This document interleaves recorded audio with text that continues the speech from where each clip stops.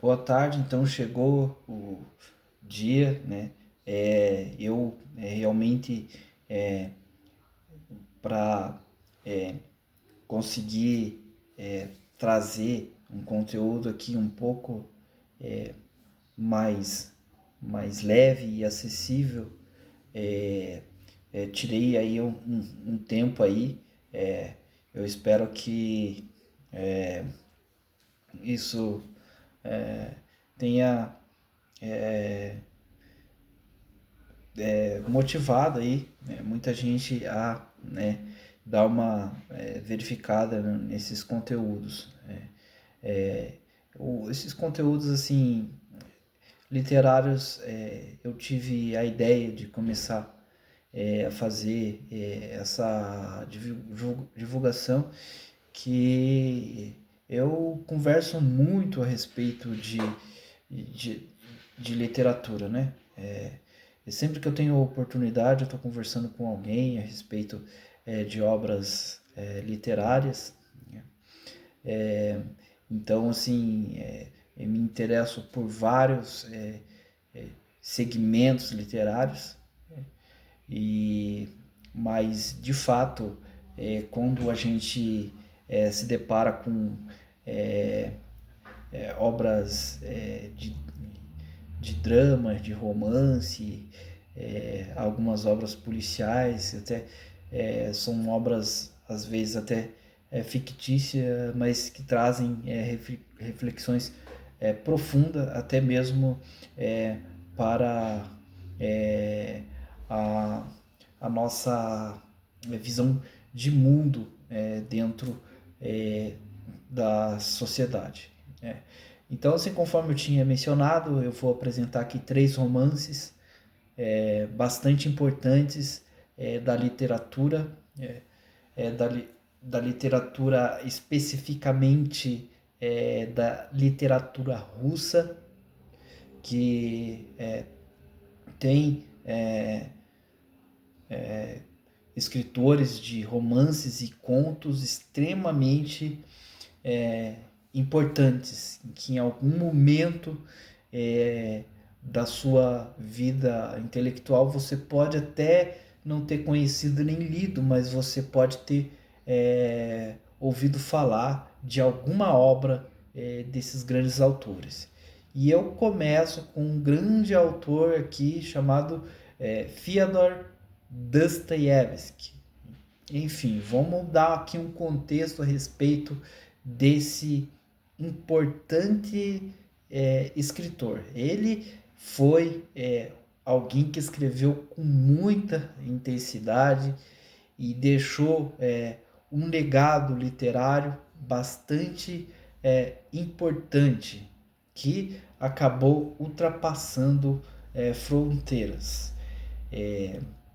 O Dostoiévski teve uma vida como comum com vários gênios, tanto da literatura quanto da cultura, de uma vida de bastante infortúnios. Ele passou, né?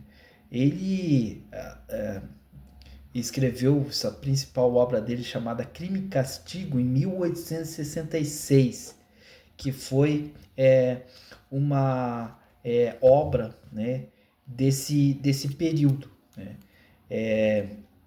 que eu posso chamar de período pós-siberiano.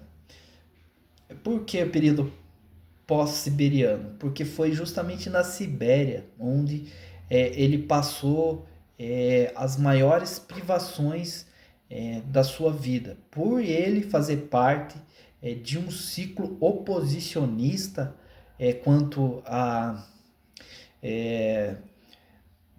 monarquia déspota czarista. Então, assim, ele foi realmente condenado à morte, e só que essa condenação acabou sendo substituída por trabalhos forçados, né, em campos de concentração ali, de trabalhos forçados. Ele acabou sendo condenado pela monarquia czarista com essa pena, que ele acaba não cumprindo toda essa pena. Ele fica 6 anos vivendo ali praticamente em um regime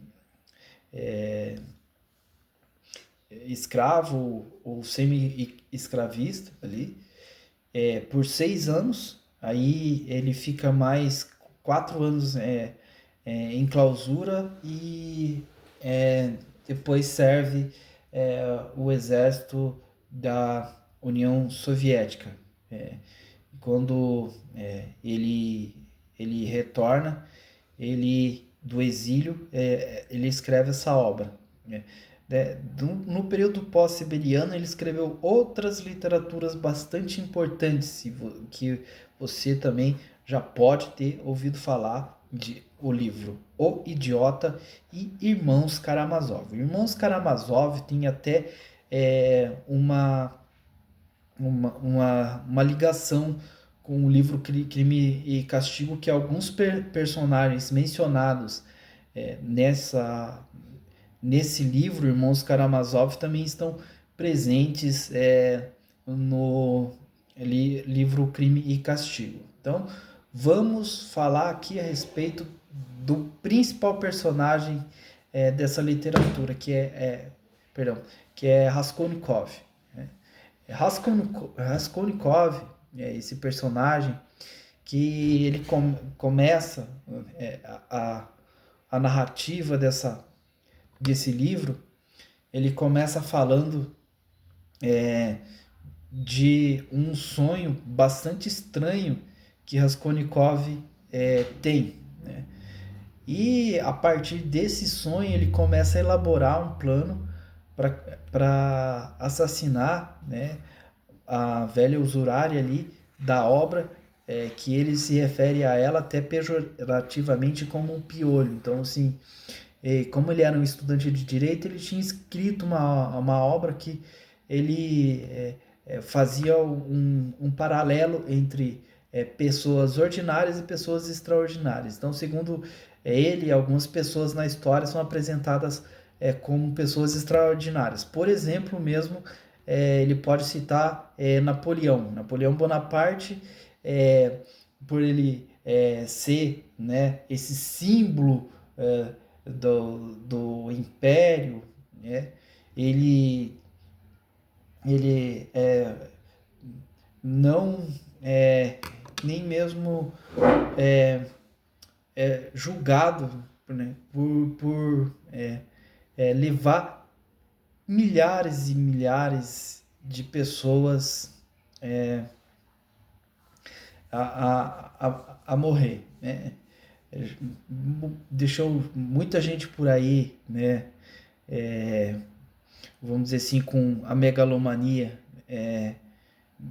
tática militar expansiva dele e ambiciosa, deixou muitas mortes por aí, mas essas mortes são só um preço a se pagar por todo o legado e importância que Napoleão Bonaparte tem, e ele se apresenta como um grande estrategista, como um grande líder, enfim, e sob o pano de fundo de grandes massacres, né, de situações de privação, de escravidão, de fome, de miséria.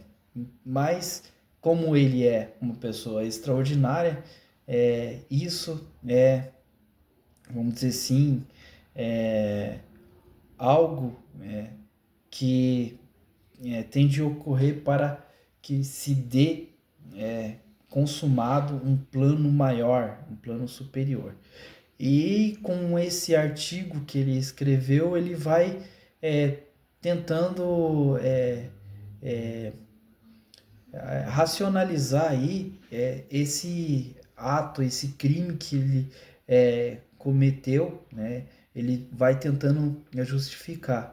E ele fica ali num impasse ali, é, entre, será que ele é, ele ficava pensando se, às vezes ele pensava como um cidadão comum, alguém é, que passou por várias dificuldades, apenas um cidadão, ele se vê dentro, vamos dizer assim, é,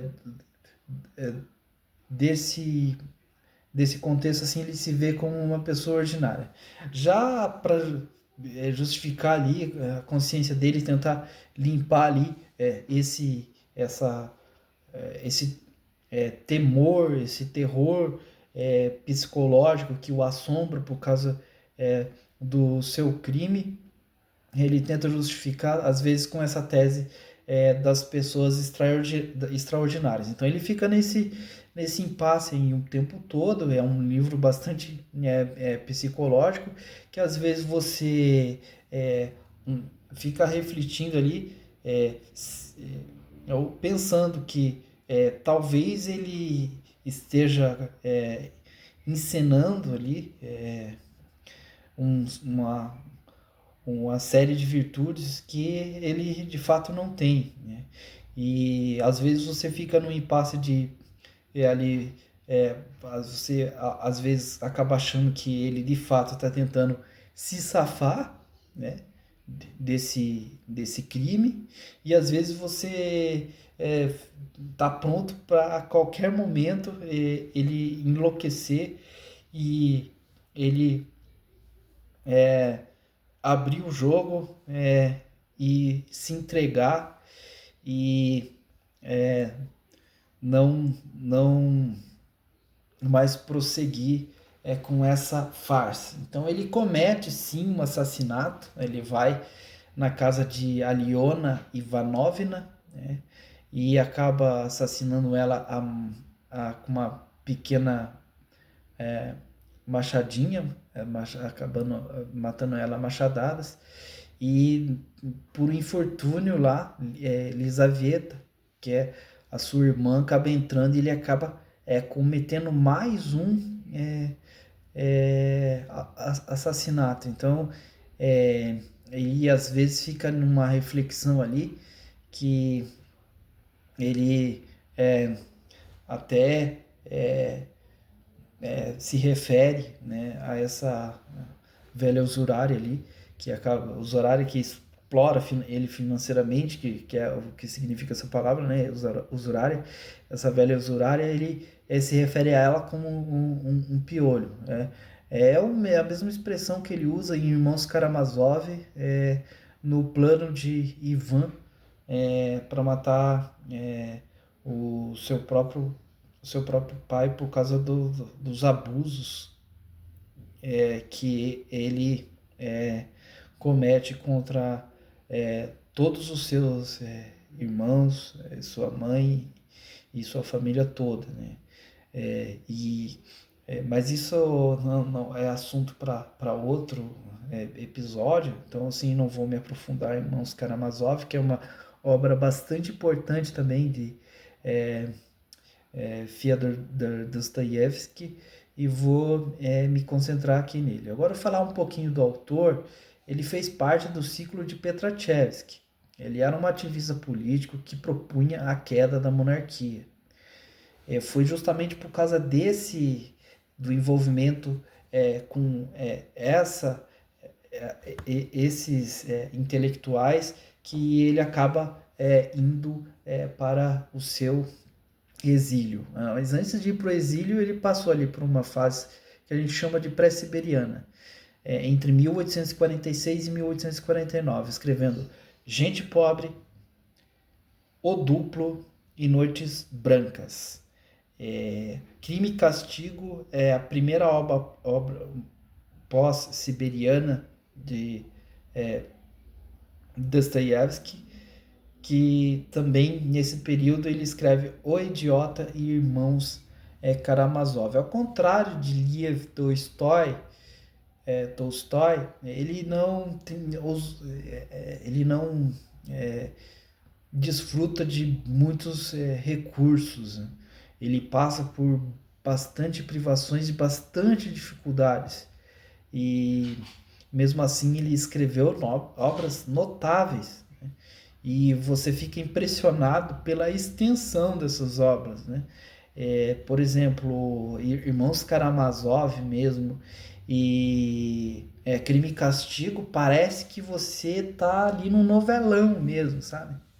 Que quando você acaba ali um capítulo, fica tudo aberto para você e tentar descobrir qual que vai ser o desfecho dessa trama. Então ele vai sempre nessa sequência aí.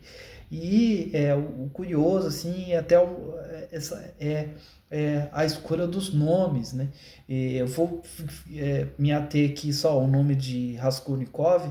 Raskolnikov, que Raskol, que é o primeiro, as primeiras sílabas do nome desse personagem, significa cisão, justamente numa época em que estava muito em voga a ascensão do darwinismo, que refletia de fato ali a questões éticas, e até começou-se a se fazer a reflexão de que se Deus não existe, seria tudo permitido?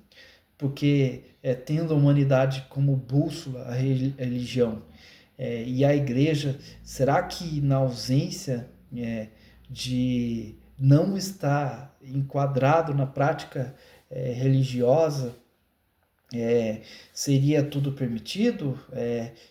Será que nessa situação, será que ficamos todos abandonados à mercê da nossa própria vontade, dos nossos próprios desejos, das nossas próprias ambições, em que se podemos nos valer de tudo para alcançar nossos objetivos, já que existe esse vácuo agora, que antes não existia, que ninguém podia considerar.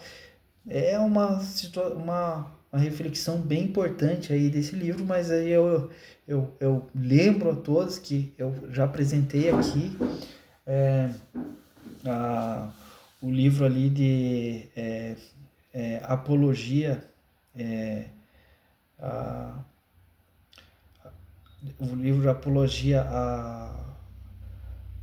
a Sócrates ali, de Platão, em que eles fazem ali uma reflexão ali a respeito dessas questões éticas ali, que ele Sócrates está ali esperando ali a condenação dele por causa da propagação ali das suas ideias, e ele encontra o Tifron, que foi ali o companheiro dele ali naquele corredor da morte ali, vamos dizer, ali, conversando com aquele que a narrativa desse livro se trata justamente disso. Questões éticas já estão presentes mesmo antes da Constituição, vamos dizer assim, e do estabelecimento da igreja. Como se trata da Grécia Antiga, então assim, bem anterior a toda a questão toda a questão do cristianismo. Então, assim, o que acontece? Ele está ali condenado e o pai dele, né, que é proprietário, o pai de Eutifron, tortura até a morte lá um escravo. Ele o pendura pelo dedão do pé, até um requinte de crueldade mesmo, e sai como um benevolente senhor, mas ali ele acaba cometendo esse crime e chama os exegetas ali, que são os sacerdotes ali da época. Os sacerdotes fazem vista grossa, né? Fazem lá uma extremunção, sei lá o que a gente pode chamar. Naquela época acho que não existia extremunção, né? Não viviam no período cristão, mas fazem todo o vamos dizer assim, o enterro ali, a parte fúnebre ali do escravo, e tudo fica por isso mesmo, só que ele vai lá e denuncia somente alguém da sua própria família, denuncia seu pai e acaba sendo condenado pela lei da época, né, que considerava como um grande crime você denunciar um crime o seu próprio contra o seu próprio familiar, né? Então, assim, só para deixar, eu estou deixando esse contexto que essa ideia que acaba surgindo, daí vem o darwinismo, falando a respeito de outras concepções da origem das espécies e tudo, foi até desvirtuado do seu real, do seu real da sua real intenção, que infelizmente foi usado também pelo fascismo para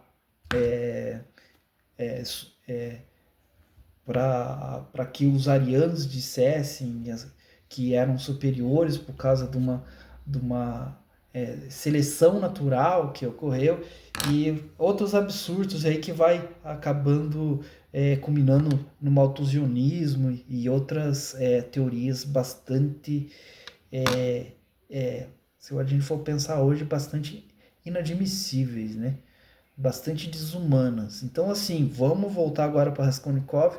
Ele reivindica a justificativa aí dele ser uma pessoa extraordinária e que Napoleão nunca pagou pelas centenas, milhares de mortes, o rio de sangue que ele causou, né, por ele ser justamente uma pessoa extraordinária, né?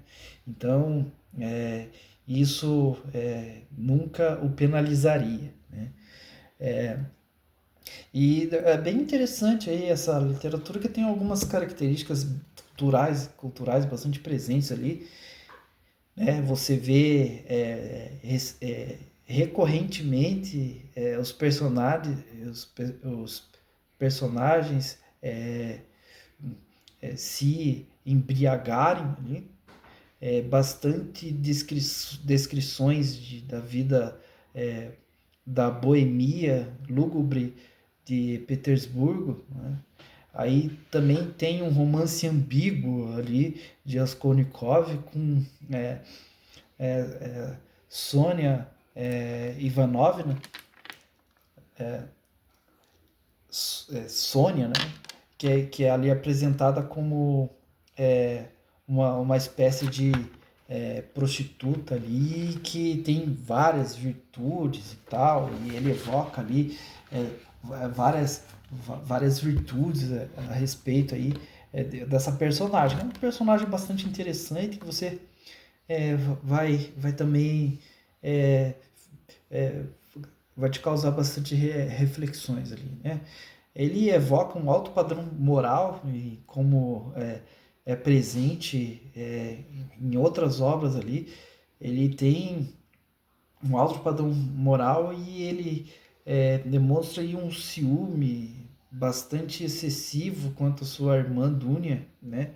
Impedindo ela de um casamento que não vou falar a respeito que se ele estava certo ou não, mas eu vou deixar esse, esse ponto de interrogação aí para você descobrir na literatura se ele de fato tinha razão por causa de seus comportamentos a respeito do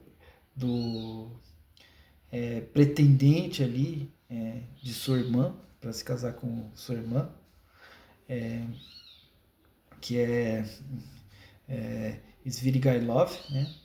E esse também é um personagem bastante degenerado que comete coisas absurdas ali durante a descrição ali que Dostoiévski traz, e ele tem um fim bastante trágico, né, nessa literatura, né? e parece que você se sente ali até vingado por todos os abusos, os absurdos que Svidrigailov comete. E ele tem um fim bastante trágico ali nessa trama aí escrita por Dostoiévski. Então, assim, fica aqui. Já vou encerrar essa literatura. Desculpa se eu me estendi, mas uma literatura bastante extensa, com mais de 800 páginas. Mas eu recomendo que, se você tiver interesse, que é uma literatura bastante rica, né? E que talvez você não entenda ela no contexto real, né? Se você lê resumos ou resenhas. Ela é importante mesmo, mas é uma literatura bastante, que te deixa bastante preso ali naquela trama ali. Você tem curiosidade até o final de ver o que de fato vai acontecer. Então eu encerro por aqui, muito obrigado, e fica atento aí que eu vou prosseguir com mais dois livros bastante importantes da literatura russa na sequência. Muito obrigado.